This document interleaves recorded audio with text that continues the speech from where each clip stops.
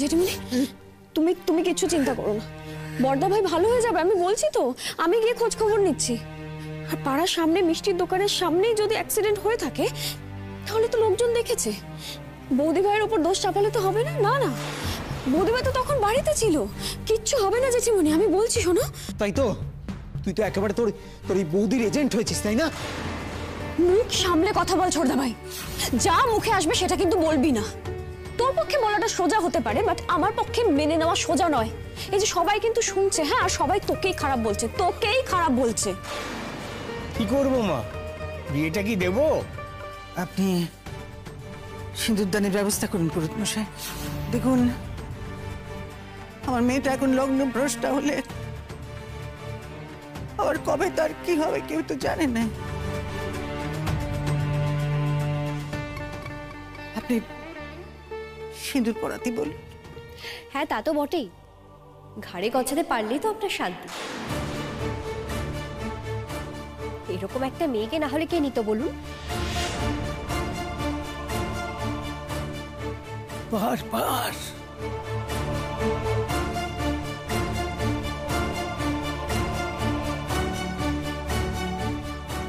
বারবার এরকম একটা মেয়ে, এরকম একটা মেয়ে, এরকম একটা মেয়ে বলবেন না, আর বলবেন না। আমার মেয়ে আমার কাছে সম্পদ। আপনার কাছে সে হেলাচ্ছেদার পাত্রী হতে পারে, আমার কাছে নয়। আর যে বিয়ে করছে তাকে, তার কাছেও নয়। আমি একটা কথা বুঝতে পারছি না, আপনি আমাদের যখন কোনো সমস্যা নেই আপনি মাঝখানে পড়ে কেন এত ব্যতিব্যস্ত হতে যাচ্ছেন বলুন তো? কেন এই সমস্ত কথাবার্তা বলছেন? ব্যাকআপ দিতে এসেছেন নাকি? এখন তো আমার অন্য সন্দেহ হচ্ছে। হ্যাঁ, এই কথাটা আমিও ভাবছিলাম বলবো বলবো, কিন্তু বলিনি। তুমি যে এত বেশি মাথা ঘামাচ্ছ না, লোকজন কিন্তু এবার তোমার সম্বন্ধে খারাপ কথা বলবে। লোকজন তো ধরেই নিয়েছে যে তোমার নিশ্চয়ই কোনো স্বার্থ আছে, না হলে এতদিন দেওরের বিয়েটা দাওনি বা কেন? আর এখন যখন দেখছো যে বিয়েটা হচ্ছে, তাই সেটা মেনে নিতে পারছো না তুমি। আপনি কিন্তু সাবধানে কথা বলুন, আপনি কাকে কি বলছেন সেটা কিন্তু ভুলে যাচ্ছে। সাবধানে তো তোমারও কথা বলা উচিত না? তুমি তো নিজেই ভুলে গেছো কোথায় কার সঙ্গে কিভাবে কথা বলছো। তা বারবার তো এটা আমরা হতে দিতে পারি না, তাই না? তুমি যদি বারবার আমাদের মেয়ের সম্বন্ধে এই ধরনের কথা বলো, তাহলে আমরাও এই কথাগুলো বলতে বাধ্য হব তোমার সম্বন্ধে। ঠিক আছে, তুমি থাকো তোমার বিয়ে নিয়ে। তুমি যখন আমাদের কথা শুনলে না, তখন আমরা এই বিয়েতে নেই। আর তোমার শ্বশুর বাড়ির লোক তো কুটুম্বিতা শুরু না হতে হতেই আমাদের এত বড় অপমান করলো। আমি এই বিয়েতে আর নেই, শুনছো? চলো। না না, যাবেন না। দেখুন, আমাদের এখন কারোরই মাথা ঠিক নেই, আপনি কিছু মনে করবেন না। তাছাড়া জামাইয়ের বাড়ির একমাত্র গার্জেন তো আপনি, আপনি গেলে তো হবে না। জেঠিমণি, উনি যদি থাকতে না চান তাহলে তুমি কি জোর করে কিছু করতে পারবে? কাজে যেতে চাইলে যেতে দাও।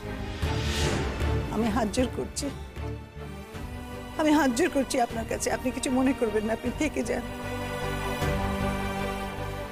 দেখুন, আমিও তো একটা মা, শুনছেন তো? আমার ছেলেটার কি হয়েছে আমি জানি না, আমার মাথার উপর এত বড় একটা বিপদ। আমি আমি বুঝতেই পারছি না আমি কি করব। এর মধ্যে যদি আপনারা একটু সহযোগিতা না করেন, আমাকে একটু যদি আমার পাশে না দাঁড়ান, আমি কি করে বাঁচি বলুন দেখি?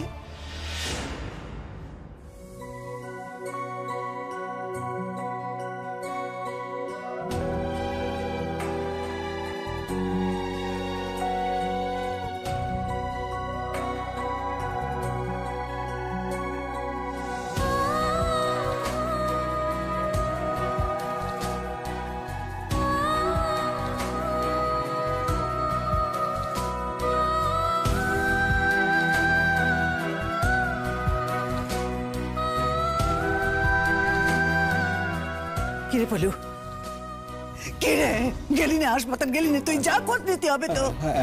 আমি যাচ্ছি, কিন্তু কিন্তু মা তুমি যে কোনো খবরের জন্য তৈরি থাকো মা।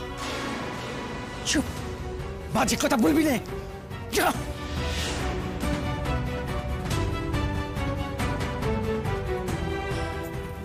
জেঠিমণি, তুমি তুমি একদম চিন্তা করবে না, আমিও যাচ্ছি। আমি ওখানে গিয়ে তোমাকে সব খবর দেব। খালি একটা কথা, তুমি বৌদি ভাইয়ের উপর রাগ করবে না, বৌদি ভাইকে ভুল বুঝবে না, কারণ আজ অব্দি বৌদি ভাই আমাদের পরিবারের জন্য খারাপ চাইনি। যা করেছে ভালোর জন্য করেছে, আজকেও যা করবে ভালোর জন্যই করবে। জানি মা, আমি আমি তুমি তাড়াতাড়ি যাও, দেরি করে নে, আমাকে খবর দিও। হ্যাঁ যেটা দুঃখ দুঃখ দুঃখ দুঃখ। দেখো, আজ এই দুর্যোগের দিনে তোমাকে তো আমি সব কথা খুলে বলতে পারবো না। যদি সব কথা তোমাকে খুলে বলতাম না, তুমি জানতে পারতে। আবার এক কথা, কি জানতে পারতাম বল আমাকে?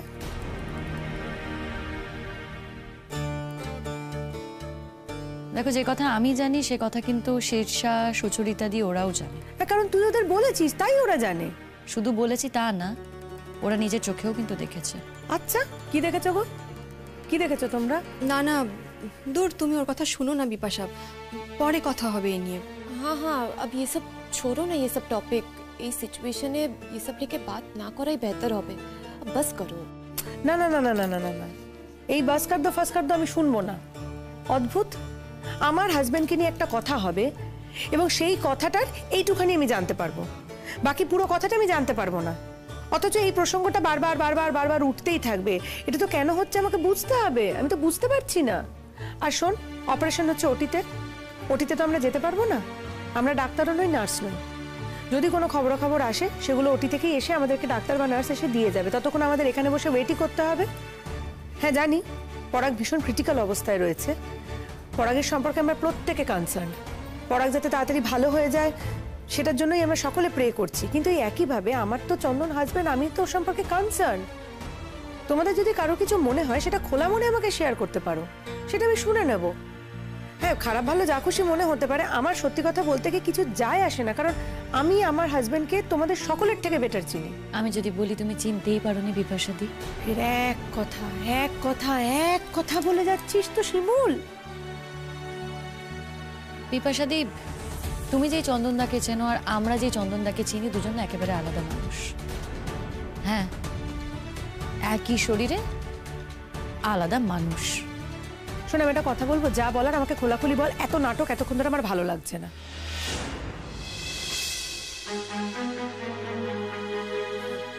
সিস্টার এসে গেছেন, এক্ষুনি বোধহয় ওটি শুরু হয়ে যাবে।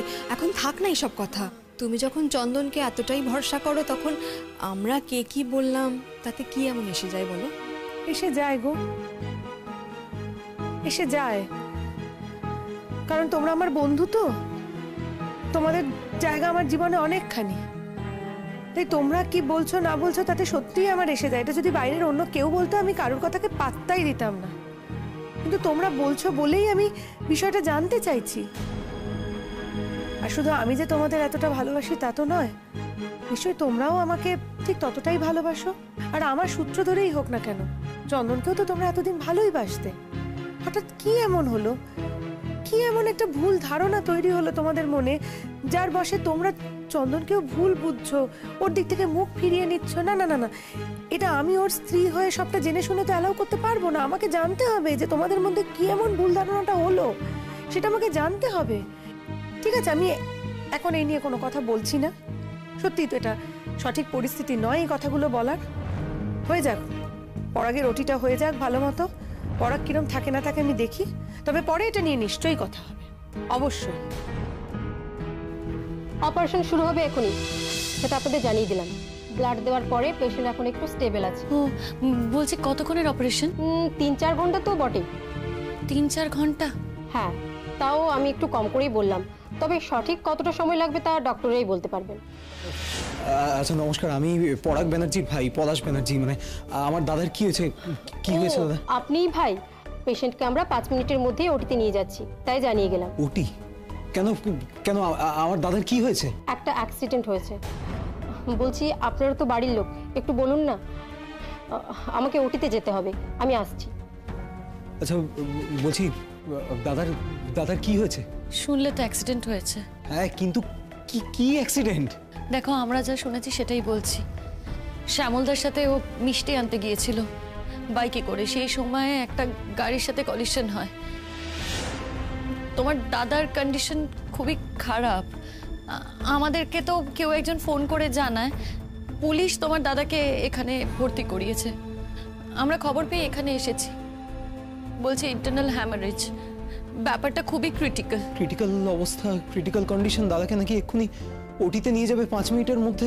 তো বন্ডে সাইনটা করলো কে? হ্যাঁ, বন্ড সাইন করা হয়েছে। তোমার জন্য যদি ওয়েট করতাম তাহলে অপারেশনে আরো দেরি হতো। বৌদি ভাই, বৌদি ভাই, বর্দা ভাই কেমন আছে গো? বলো না কেমন আছে বর্দা ভাই? ওটিতে জাস্ট নিয়ে যাবে তুতুল। দাঁড়াও, আগে আমার কথার উত্তর দাও। আমার দাদার ক্রিটিক্যাল কন্ডিশন, ওকে ওটিতে নিয়ে যাওয়া হবে কিছুক্ষণের মধ্যে, কিন্তু তার জন্য যে বন্ডে সাইনটা লাগবে সেই সাইনটা কে করলো? আমাদের না জানিয়ে সাইনটা কে করলো? আমি দিয়েছি। কোন এখতিয়ারে, কোন লোকাল স্ট্যান্ডিতে তুমি ওই বন্ড দিলে? হ্যাঁ বলো আমায়, কোন এখতিয়ার আছে তোমার? তুমি তো আমাদের বাড়ির কেউ হও না এখন। শিমুল এক্স ওয়াইফ তো হয়। এক্স ওয়াইফের বুঝি বন্ডে সাইন করার অধিকার আছে? পলাশ, এত অধিকার নিয়ে ভাবার সময় ছিল না আমাদের। ইট ওয়াজ অ্যান এমার্জেন্সি। দেখো পলাশ, তখন খুব দেরি হয়ে যাচ্ছিল আর অপেক্ষা করা সম্ভব ছিল না। তোমার দাদার ভালোর জন্যই ও সইটা দিয়েছে। और पलाश तुम अब तक कहाँ थे? पूरा दिन कहाँ थे तुम?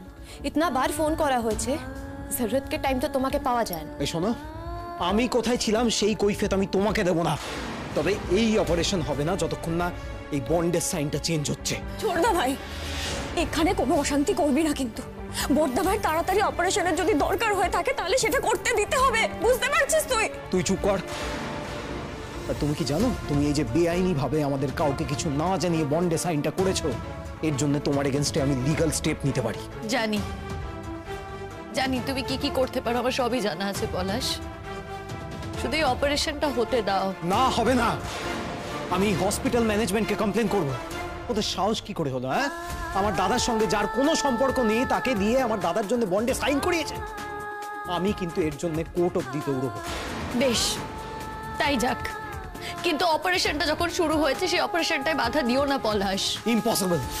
যতক্ষণ না আমার পয়েন্ট ক্লিয়ার হচ্ছে ততক্ষণ এই অপারেশন হবে না। পলাশ প্লিজ ট্রাই টু আন্ডারস্ট্যান্ড।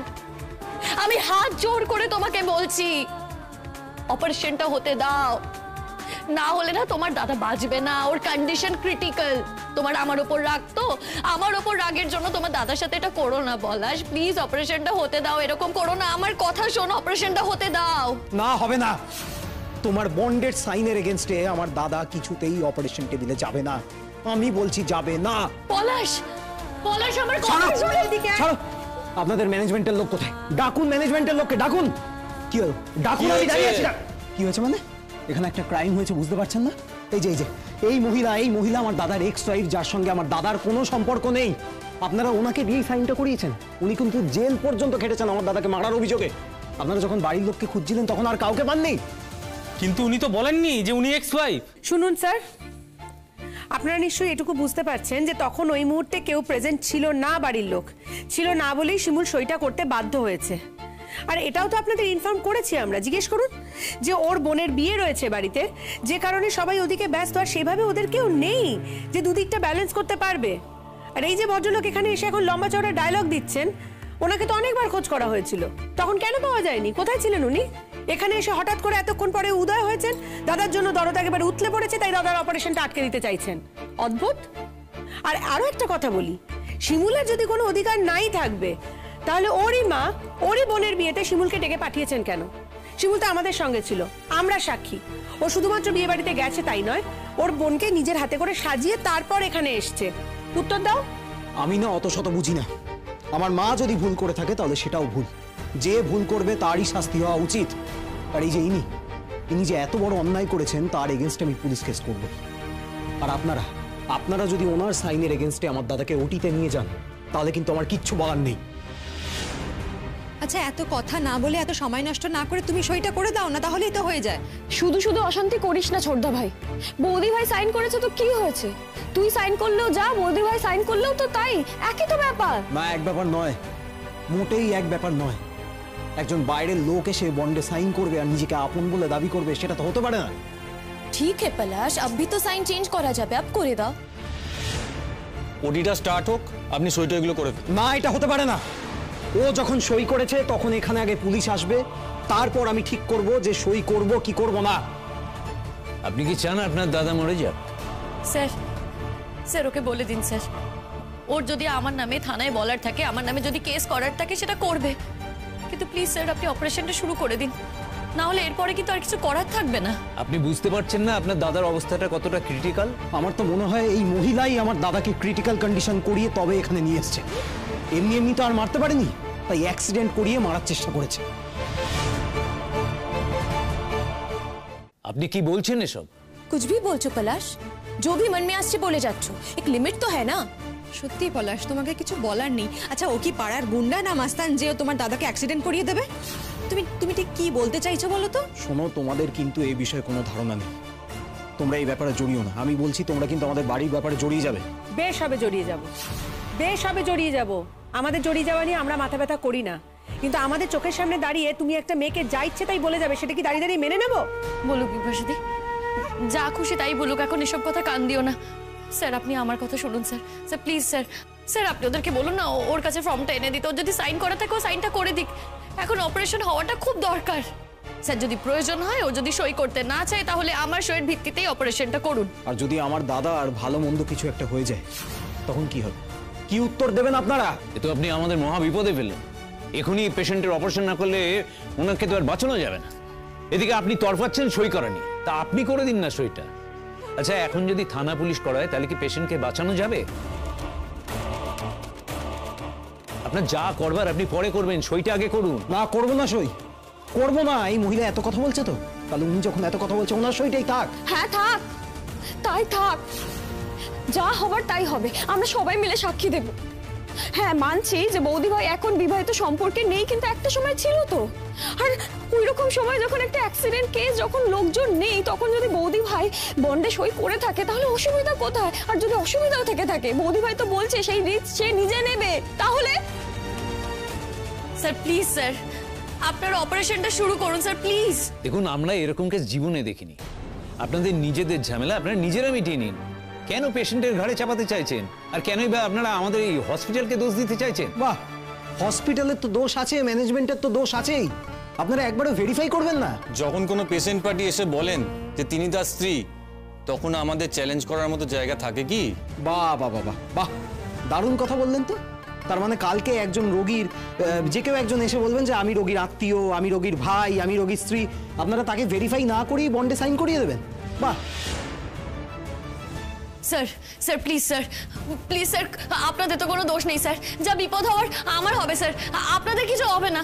যা যা ডকুমেন্টস লাগবে আমি আপনাকে দিয়ে দেবো, আমার রেজিস্ট্রেশনের কাগজ সব আপনাকে দিয়ে দেবো, আপনাদের তো কোনো দায় নেই। বলুন, আপনাদেরকে আমি আমার রেজিস্ট্রেশনের কথা বলেছি, কিন্তু আমাদের যে বিয়েটা ক্যান্সেল হয়ে গেছে সেই কথা তো আপনাদের জানাইনি।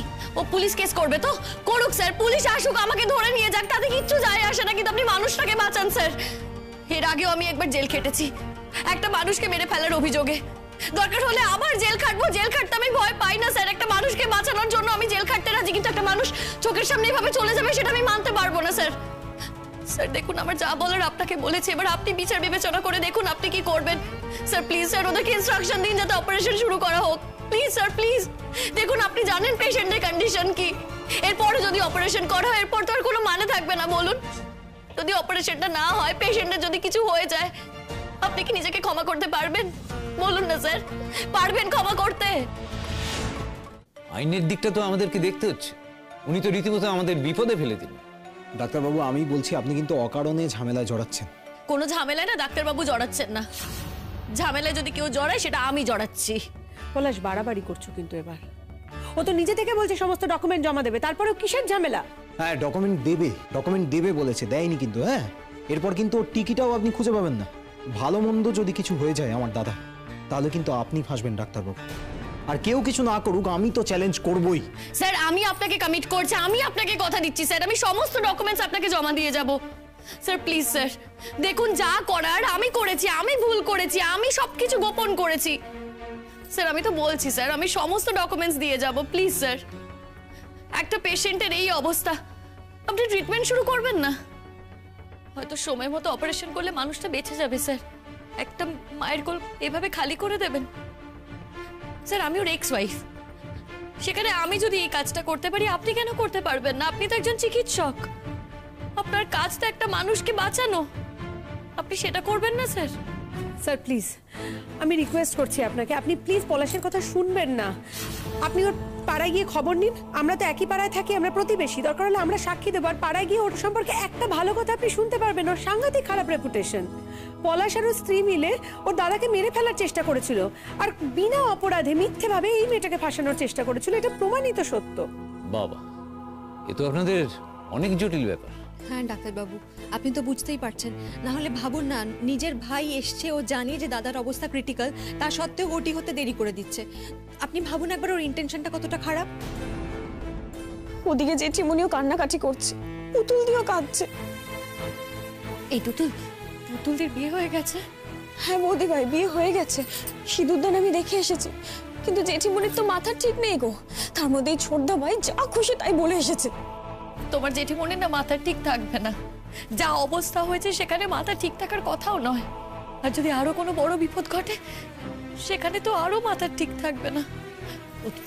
তুমি বোঝাও না গো তোমার দাদাকে, বলো না গো যেন অপারেশনটা শুরু করতে দেয়। বলছি স্যার, প্লিজ স্যার অপারেশনটা শুরু করুন স্যার, আমি হাত জোড় করছি আপনার কাছে, প্লিজ শুরু করুন। শুনুন ডাক্তারবাবু, আমার দাদার সঙ্গে কিন্তু এই মহিলার কোনোদিনও কোনো সম্পর্ক ছিল না। বরাবর একজন পরপুরুষের সঙ্গে সম্পর্ক ছিল এবং এখনো তাই আছে। এখন এখানে এসে এমন করছে যেন আমার দাদার শোকে যেন মরেই যাচ্ছে। আপনি বুঝতে পারছেন তো? আপনি বুঝতে পারছেন তো কি ডেঞ্জারাস মহিলা? শুনুন, আপনিও যে কতটা ডেঞ্জারাস সেটা আমি বুঝতে পেরেছি। আমি সিদ্ধান্ত নিলাম এই অপারেশনটা আমি করব। হ্যাঁ, তাতে আমাদের হয়তো বাড়তি চাপ আসবে, আমরা হয়তো বিপদে পড়তে পারি। আসলে বিপদ বলতে তো আমরা একজনকে বিশ্বাস করেছি, হ্যাঁ, তার জন্য আমরা ফেঁসে যেতে পারি, মানে আমি ফেঁসে যেতে পারি। তাতে কি আর হবে, বেশি খুব বেশি হলে আমার চাকরিটা চলে যাবে, কিন্তু আমার মেডিকেল ডিগ্রিটা তো কেউ কেড়ে নিতে পারবে না। প্রাইভেট প্র্যাকটিস আমি করতে পারবো, কিন্তু যখন আমি জানি যে একজন মানুষের জীবনের থেকে বড় কিছু নয়, এটা জানার পরে আমি একজন পেশেন্টের অপারেশন না করে কি করে পারি তাকে মেরে ফেলতে?